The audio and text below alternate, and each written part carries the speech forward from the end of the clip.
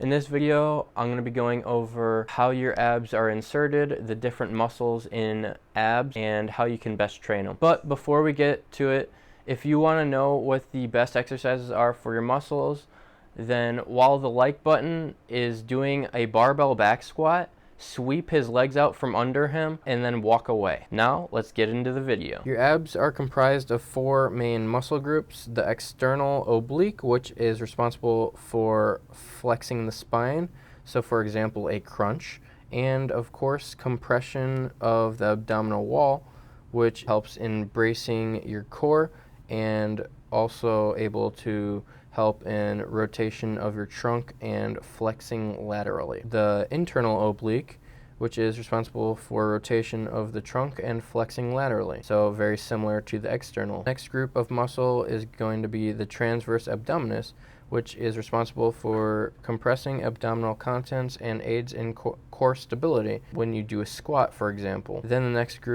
muscle group is the rectus abdominis, or aka the six-pack, and the abdominis is responsible for flexing the lumbar spine and trunk rotation. Long story short, the abs are responsible for flexing your spine, so you're not going to grow muscle or your abs by just doing compound exercises that require stabilization of your midsection. Your abs are like any other muscle and require volume, consistency, and intensity.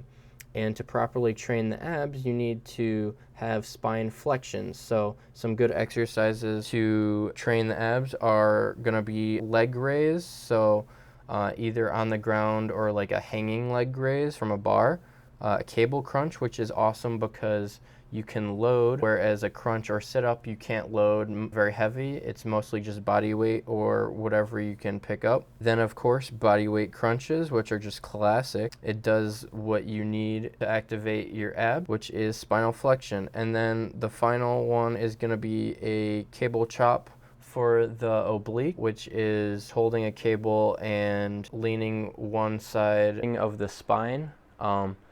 So that's why there is no real work done when you're squatting, benching, deadlifting on your abs, because when you do that with proper form, your spine is going to be in a neutral position and it's not going to be bending back and forth. Believe it or not, abs are made in the kitchen, but they're also a muscle, so they can also be trained as any other muscle. Frequency and volume both play a big role in building abs, as well as nutrition, because obviously if you have too high of a body fat percentage, you're not even going to be able to see them, but you still have them, it's just less visible. So there's a difference between having something that you can't see and having something you can, but in both situations it's there. The best exercises for abs is going to be any efficient exercise that bends the spine.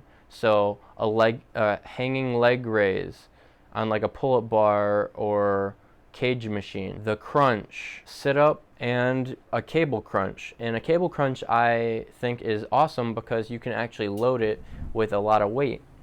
Whereas the other ones are pretty much just body weight exercises. If you like this video, then subscribe and comment your favorite exercise. I'll see you in the next one. Stay strong.